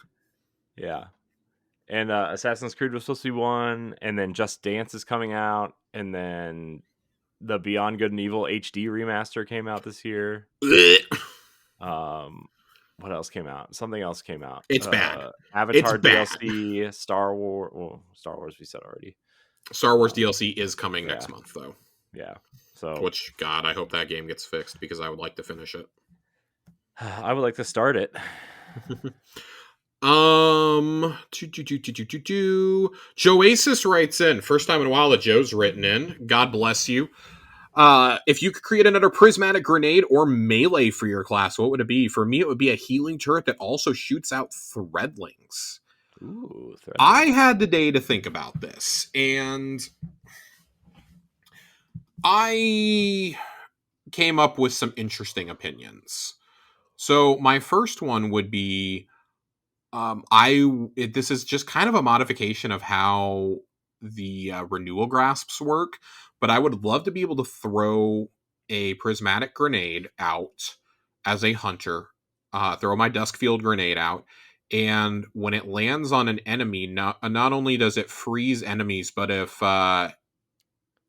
allies are in there, it not only heals the allies, but it gives I would like for it to freeze the enemy and then immediately scorch them is what I'd like. I'd like it to be stasis and solar grenade. My other option, both of my options are Thunderdomes. I would love to be able to throw a strand grenade out that not only suspends enemies but also electrocutes them. I think that would be fun also. As a hunter grenade. As for a melee, I would actually really love to see a special prismatic melee. I think that could be really cool, and that would be a way to keep the class feeling fresh without having to introduce new subclasses. I'd like the option to be able to throw on a prismatic melee or a prismatic grenade. Let me pick which one I want to do. I would like to be able to throw a ninja star that again, after they freeze, ignitions go off. I think that could be really, really spicy and really fun. Or allow me to, I'm really feeling ice and fire today. Let me throw my ninja star at a teammate and heal them when it hits, heal and give frost armor when it hits them. Healing stars. Yeah, let me throw out healing. Let me armor stars. Let me do it. I think either one of those would be really cool, and it would let the hunter be a little bit more of a utility class also. So, and it would proc stylish executioner. So I still like that too. Hmm. Corey, if you could give something to the Titans, what would you give them? Oh God. Well, we already have the healing grenades, so I would like to see something a little bit more ranged, because all we have is kind of like the throwing hammers and the, I guess, some of the stasis stuff. I would like to see some like throwing knives or something. I think that would be cool. Um, but I can't really think of a. I would like something that's more ranged and more active, because like obviously the bubble is very protective, but it's stationary, and I would almost like something like the Kabir's shield almost. I think that'd be super I would. cool. You want to know what I would love? I would love for you to be able to pick up your barricade and run with it. Yeah, something like that I is would what I like would love. that, but like it buffs your armor and it buffs your armor and everyone behind you when you run with it. I know Yeah, that's basically just banner shield, but like make it a little bit less effective than banner shield, essentially. Like let it like throw out healing to people, but like you can run with it only while your prismatic meter is going. yeah. That could be really, really clutch. And I don't think it would break PvP that much. Well, okay, it would break PvP, but you're I not you getting would you prismatic would all the time. Yeah, you would really have to tune that barricade though. Like even if it like becomes smaller, and there are parts of you that are exposed, right? Like you would really have to, um, it can't be like a Overwatch Reinhardt shield, right? It can't be something that Yeah. big. Um, but I think you could do something really cool and unique with that. So Yeah. So big fan of that. Tiger Jesus 64 writes in and asks, how would you feel if Bungie never brought back the cut raids but made the boss fights playable? My response to this when he asked this question this morning was, you would not be able to handle the absolutely generational bitch fit I would throw if this happened. I will say right now, if we talk all the time about Wrath of the Machine coming back, and those dreams are dead. Those dreams are just dead now. Um, if they brought back the raids that were in D2 that were sunset, and they only brought back the boss fights for something like Pantheon 2.0, I would be furious. And just redo the whole raid at that point. Just update the raid. That's what you have to do. I want the raids. I want the raids back, Corey. yeah, I know. We Me lost too. 4 Leviathan raids in Scourge of the Past, and I know that folks are like, well, they were to begin with, blah, blah, blah, blah, blah, blah. Like, if you just want to give me the Valkalor fight from Spire, fine. But I want the whole Leviathan raid back. I want the whole Crown of Sorrow back. I want the option to be able to do those things. Nothing says they have to be in the rotation or they have to drop pennies all the time or whatever. But I want them back. I don't just want the boss fights back. And it's just one of those things. Now, if you want to bring them back in Pantheon and let that tease them coming back in the following year, I would be all for something like that. I'm not a fan of only bringing back the boss fights. I would throw a Yeah. generational bitch fit over this. I don't think I would be alone either. No, I don't. I mean, I think a lot of people would like, even if you're not going to bring, like, I feel like we've talked about this before, but like, We even if you're have not going to bring the story content back, like, bring the raids back at the least, right? raid the end game Because content needs to be back. like you look at, I know a lot of people are like, well, the destinations aren't there. I'm like, well, Venus isn't in the game and Vault is in there, Yeah. the Dreadnought isn't in there yet, but the King's Fall's there, right? And I just feel like I feel like you should bring those back, all of them, even if you don't like them, even if people don't like them, bring them all back. They should all be there. Yep, there is zero reason for removing the raids. Now, if you want to say that, hey, we're not going to let them be in the raid rotation for this episode or this season because we need to update the loot pool at some point, fine.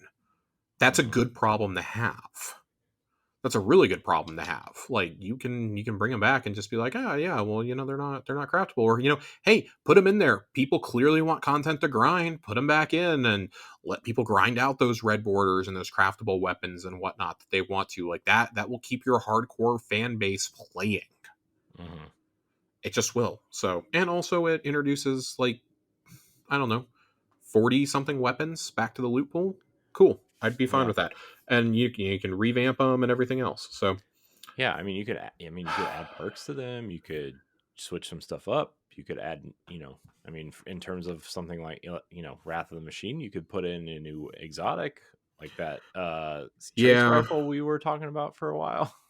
the only reason I'm staying away from saying Wrath of the Machine instead of just the D2 raids is that they have said that when they bring stuff over from D1, they have to remake it from the ground up, essentially. Yeah, I know. So I would rather have it at this point. I would rather get a new raid than spend the resources on bringing Wrath over. Although I really think they should have had Wrath in the pipeline before they laid off people, and I can't Yeah, believe that they didn't. but you know what my thought was though? I agree with you, but also like we clearly have this huge gap slash kind of feel like maybe maybe it's not true, but like this feeling at least in the community that there's like this holding pattern of like what do we do, and obviously they have a plan with Apollo and Behemoth, but like is that plan gonna get delayed because of layoffs? Are they gonna follow through with everything? And so like my thought was like the raids are already designed right, and that would take a lot of design elements out of it to the point where you would just kind of have to rebuild it. And I know that's extremely difficult. I'm not trying to say that, but like the design part is done, so that would cut down on some sort of time, right? I don't know. Maybe I'm just being that guy. I don't know. I feel like it would be an interesting way to put content in back in the game or in the game with while your design team goes and works on something else, and then your asset creation team and your other people can kind of build these raids.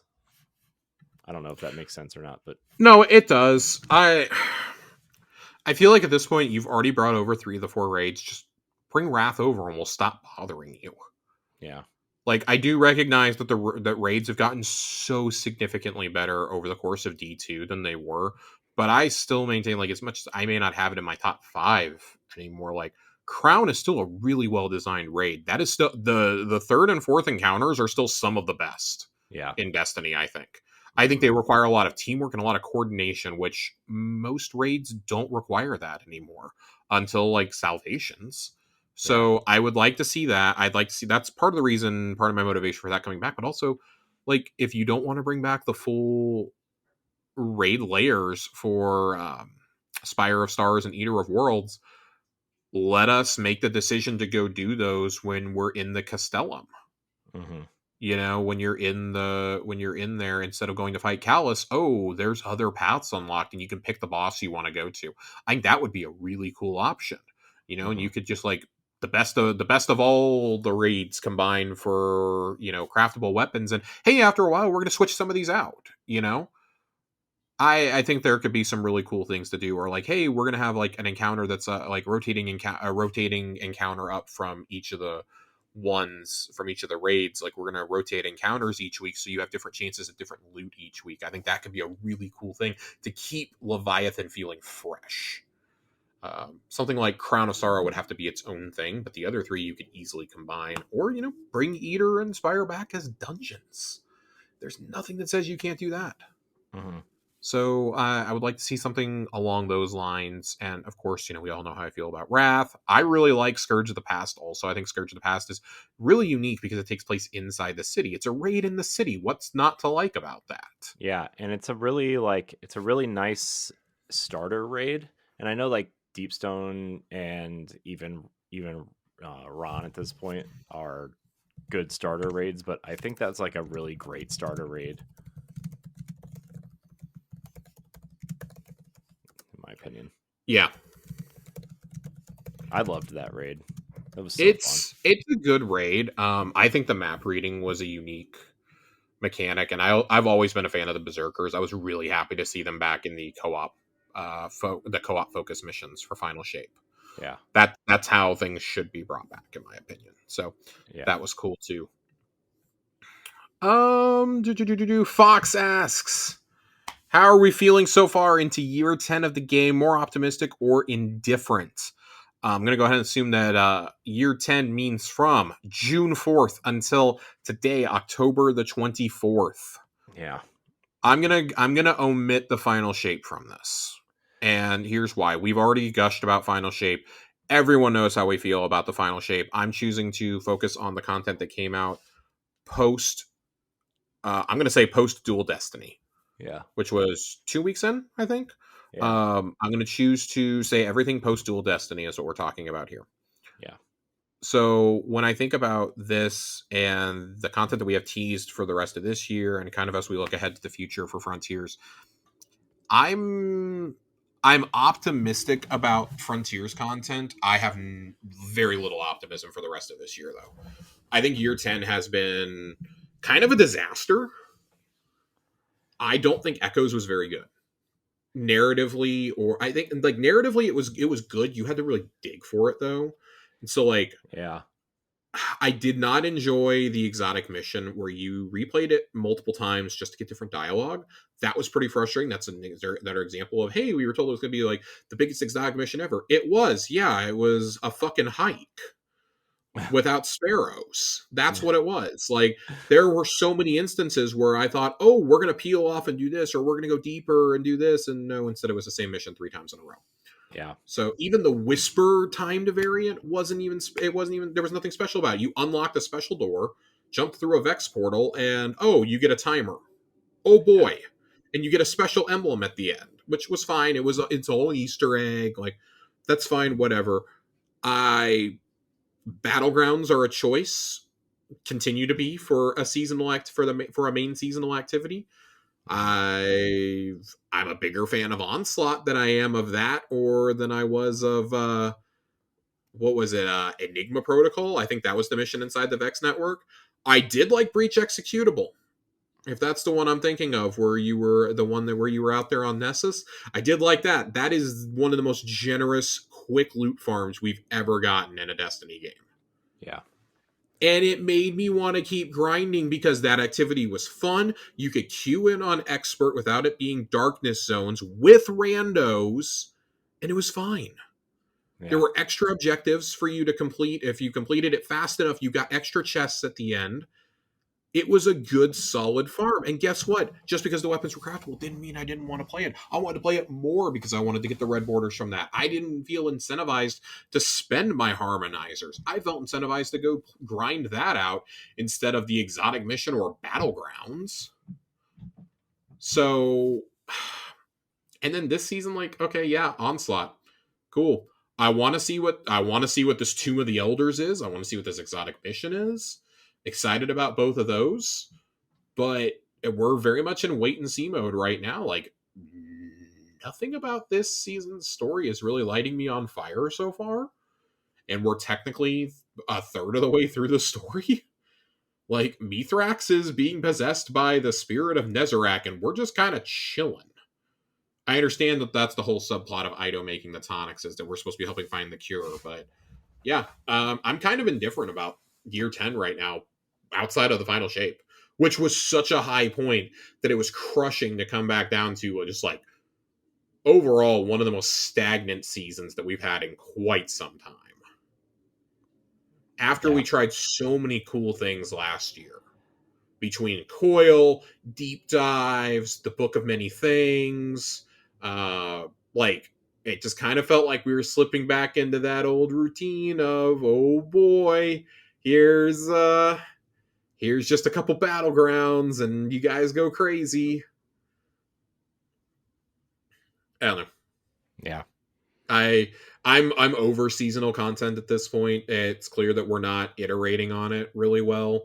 I'm glad that Vesper's host came out when it did, as much as I bitched and moaned. And I really think you could have held Vespers and dropped it like in early December and it would not have affected it at all. But it Yeah. has kept people playing and it has kept them engaged. Yeah. So Which is Onslaught good. yeah, it's great. Onslaught continues to be a really good weapon farm. I talked about it earlier with the tonics. I'm enjoying it. I think the cadence of loot is good. I would enjoy it more if I was able to craft these weapons so I could take some of these extra rolls out of my fucking vault.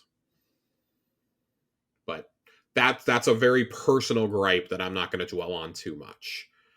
Corey, what are you thinking about year 10 here? I mean, it's been very noticeable that it was kind of all hands on deck for Final Shape and kind of left the aftermath almost, I don't want to say high and dry because there are a lot of good things that have come out of it, right? But like you said, the story content is very the story itself is good, but its delivery and the way you have to dig for it is not very good. You know, some of the exotic missions and obviously Vesper's host has been a huge hit, which is great. It feels like the end game stuff is better than obviously the main stuff that gets most people to play the game to come back. So I would say, you know what this reminds me of a little bit is is the time after the Taken King came out and the Taken King was so good. Yes. And then there was mini content drops after the Taken King, but they weren't quite substantial enough. Except that we got a dungeon this time instead of nothing. That's the spring update. Yep. It's funny. I was actually going back through old episodes of my old Destiny podcast the other day because I'm trying to archive a bunch of stuff and make sure, you know, whatever, make sure things are stored and organized, whatever. But there was one of the episodes we did after the Taken King came out was the spring after the Taken King. It was like February, and the episode was called in Destiny, in the Battle of Destiny versus the Division, Dark Souls 1 or something, because the Division hadn't come out yet and everybody was talking about how it was going to be the Destiny killer. And then the spring update for Destiny promised all this stuff. And then Dark Souls, was it the first one or the third one? I don't know. One of the Dark Souls games was coming out at the time.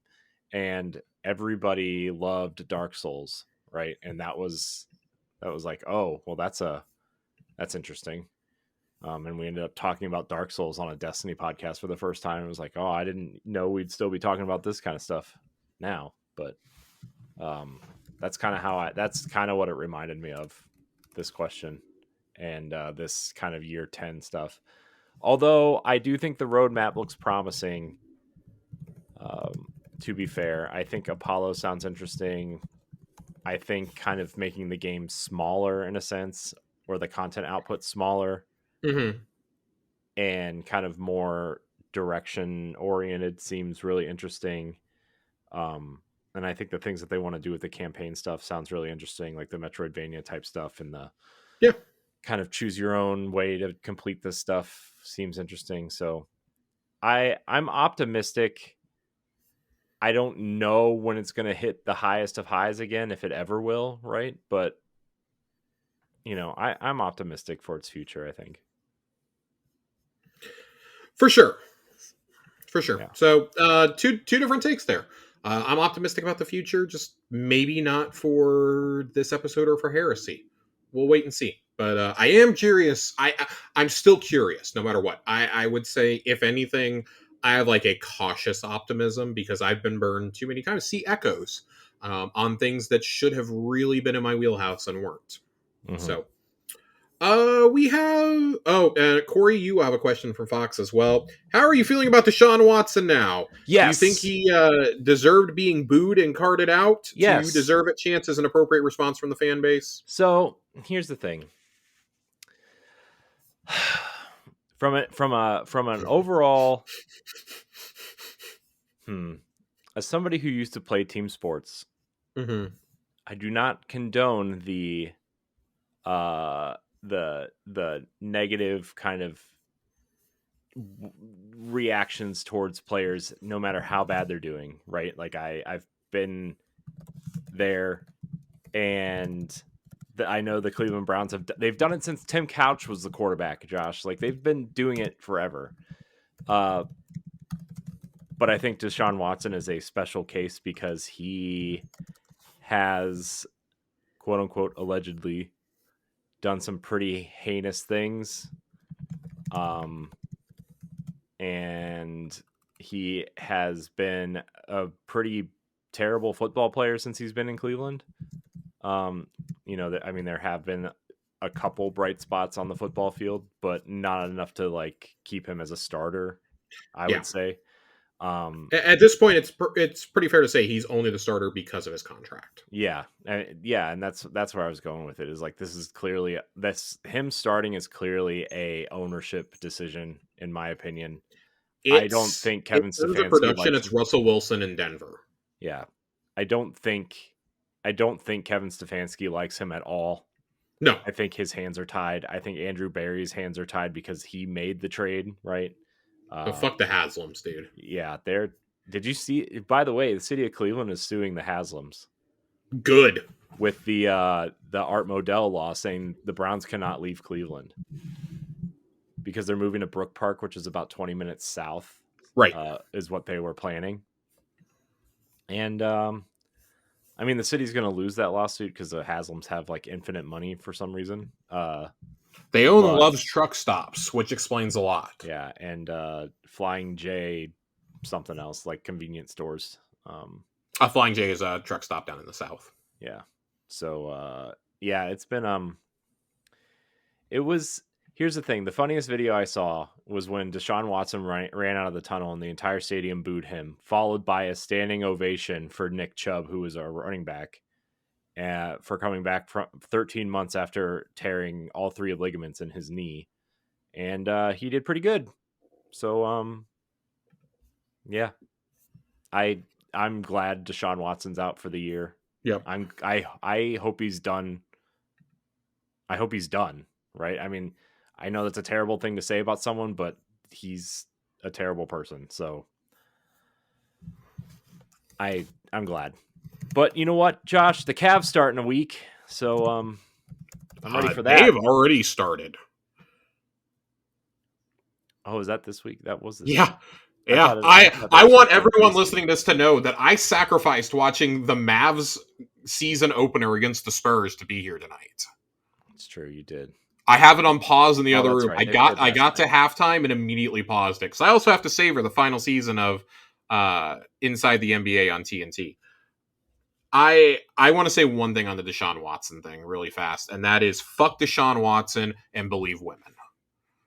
When, I know that people don't like to believe women when it's like, oh, one or two people came forward. Oh, they're just trying to get money out of it. Like, first of all, fuck you if you think that way. Second of all, when 25 women have come forward, there is something going on. This man should never set foot on a football field again and probably should be in prison, if we're being totally honest.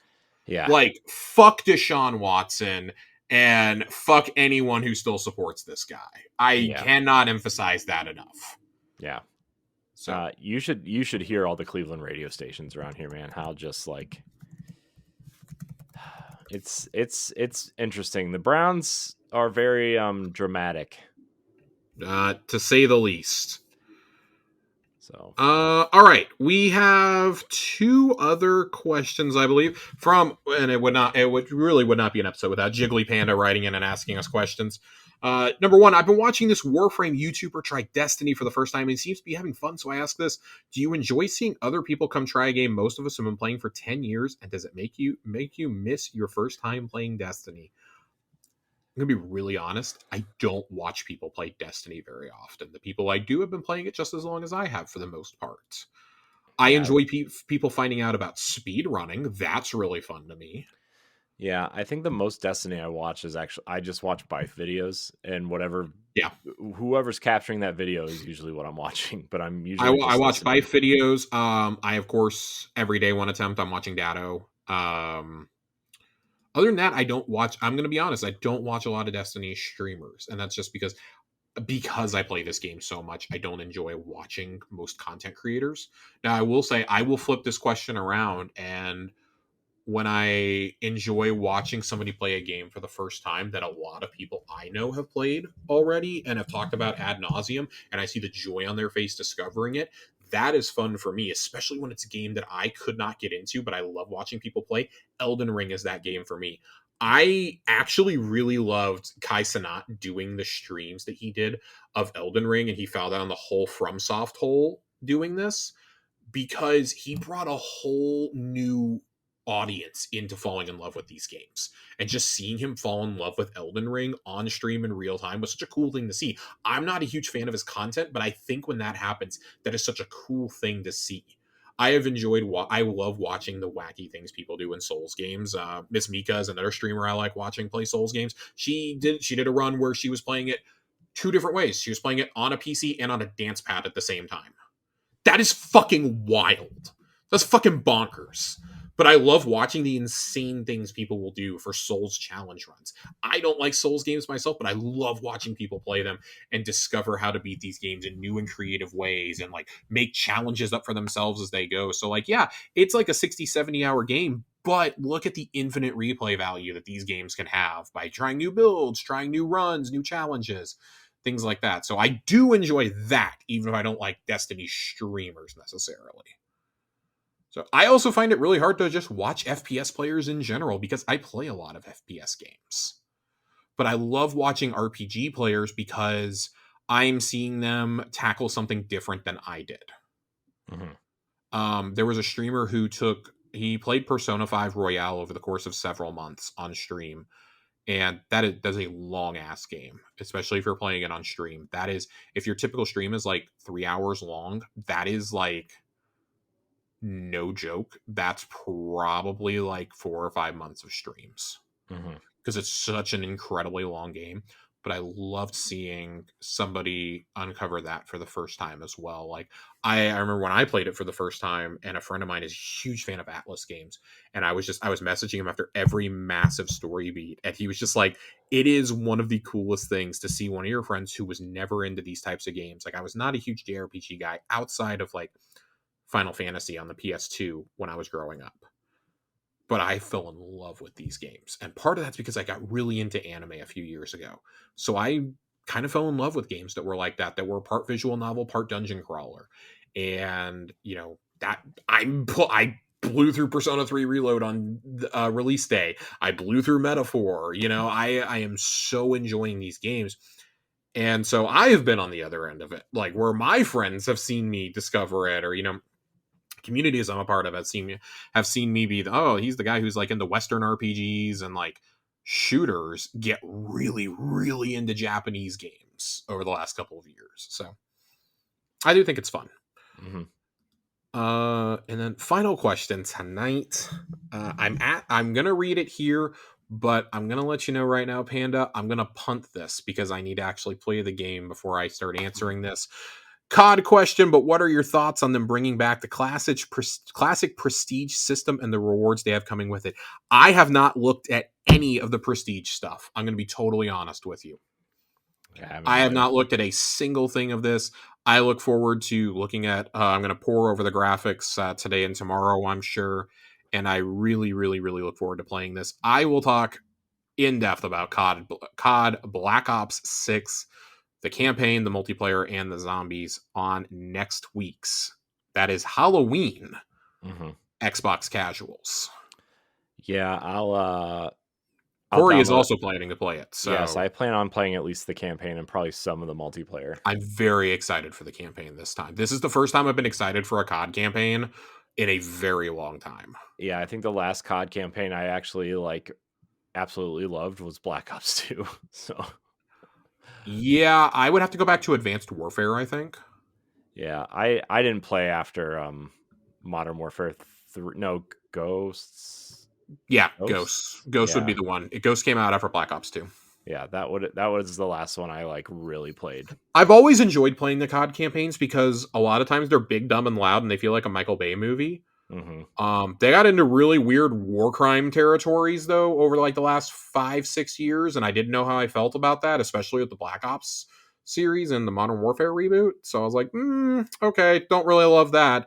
But I am interested to see this. This is more of an espionage campaign, which I think you have to change up COD if you're going to keep doing a campaign and you want to keep going with it. And I do think I think the campaign is still a selling point for some people.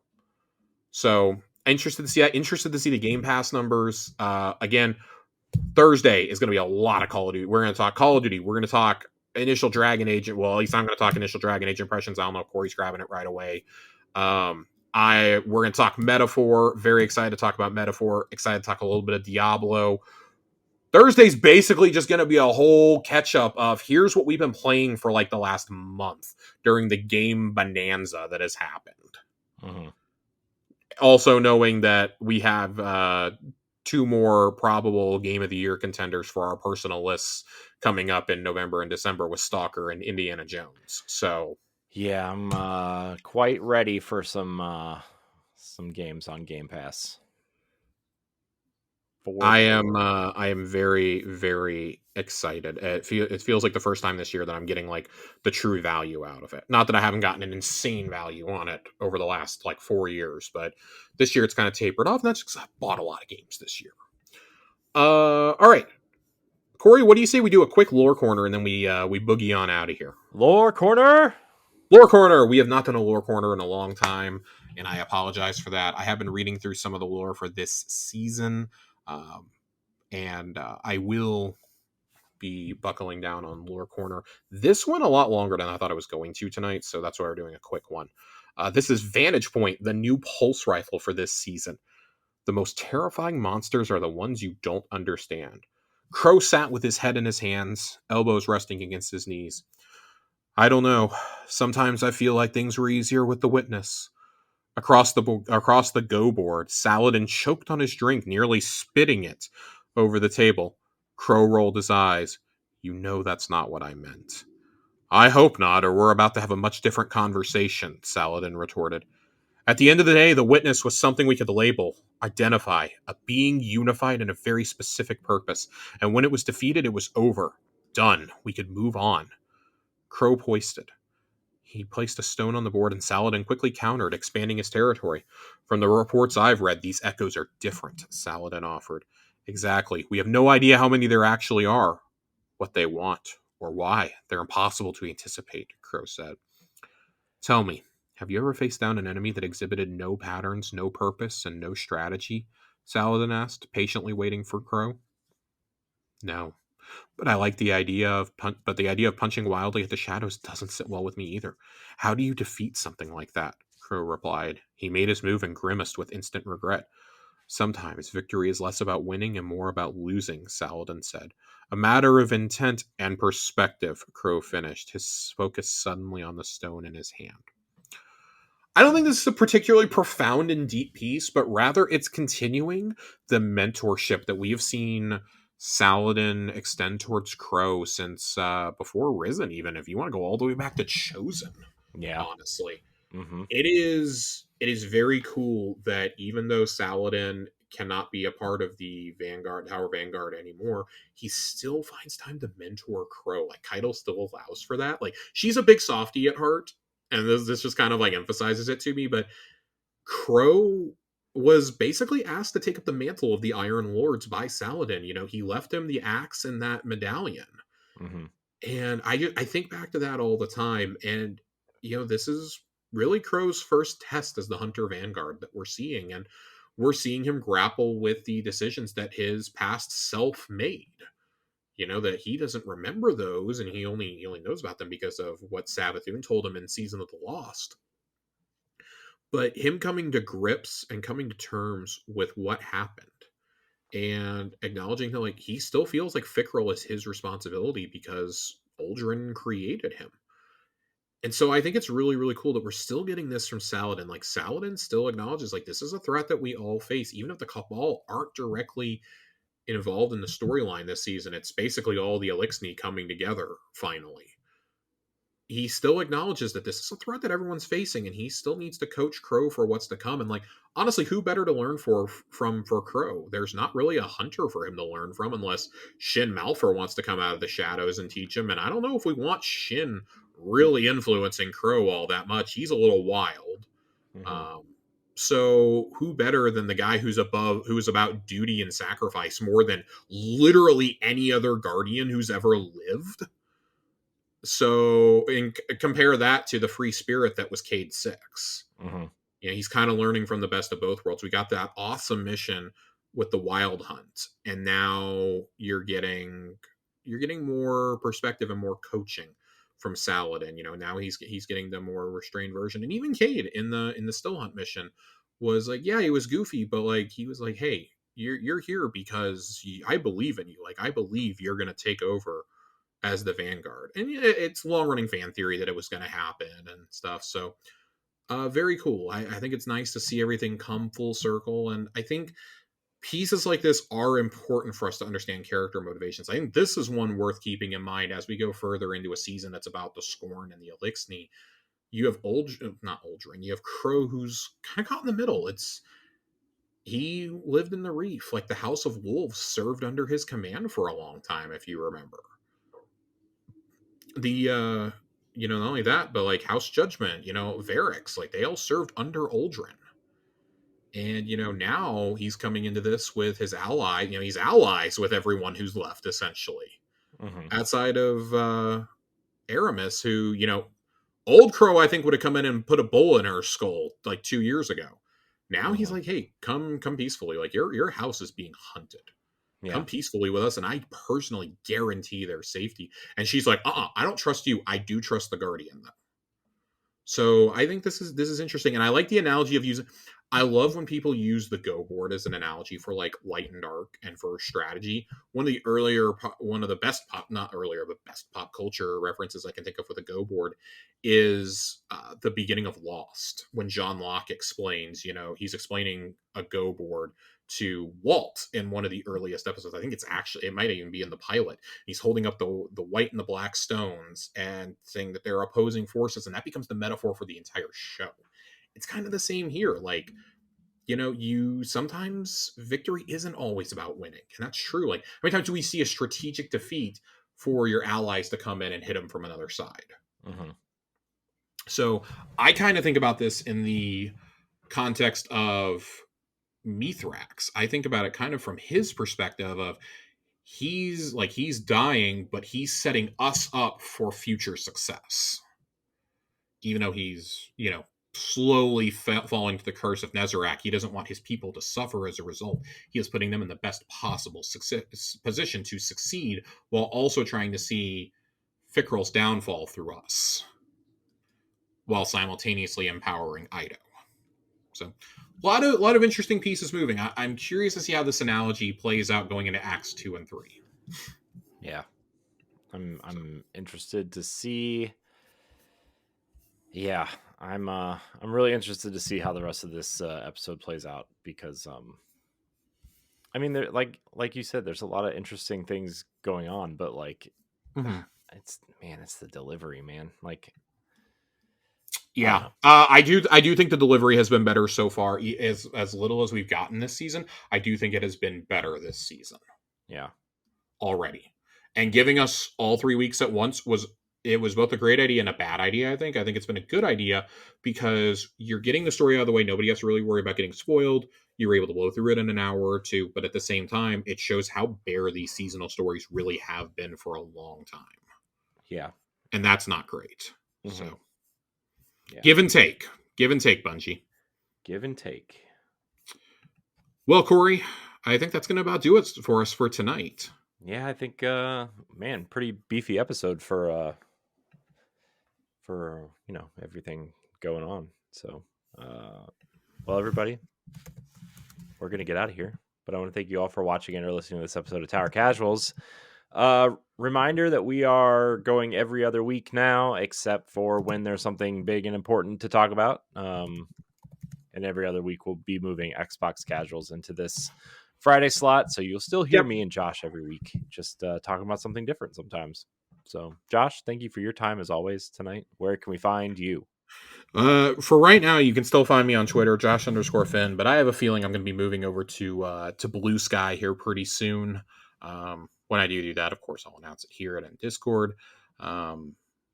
But yeah, there's going to be some weeks with us moving to this every other week where, yeah, you're going to end up with both shows because we already had a show planned for that week. Like last week was supposed to be Xbox Casuals, and it lined up perfectly because we had a partner preview. But hey, Tencent went and announced a brand new Destiny game. We kind of had to gather around the table to talk about it. Really, Corey had to talk about it, but I wrote checks that he had to cash. That's But fine. I cashed them. It was good. that is hopefully going to be a rarer occurrence going forward. But yeah, that's just it's going to be every other week, and partially to free up our schedules just a little bit, and also with the content delivery, I feel like it lets us plan the shows out a little bit better going forward. Next time when we're here, which is going to be roughly November 7th, I believe. I plan on November 6th or 7th. I plan on talking about all the seasonal weapons I haven't gotten a chance to talk about. There's 10 weapons to talk about roles. I've had time to play with a lot of them. I really look forward to doing that. Talking some Festival of the Lost, of course. It's going to be a fun time. So it lets us structure the show a little bit better for you guys. Yeah, exactly. So. You can follow me at I am Corey HD on the socials. I'm already on Blue Sky, so you can follow me there. Same handle, same everything else. When those new social media networks pop up, you got to grab your name just in case something fails. So, anyways, thank you everybody for watching and or listening to Tower Casuals. Check out Xbox Casuals and the other content that we do. Thank you so much for watching. Until next time, we love you. Goodbye.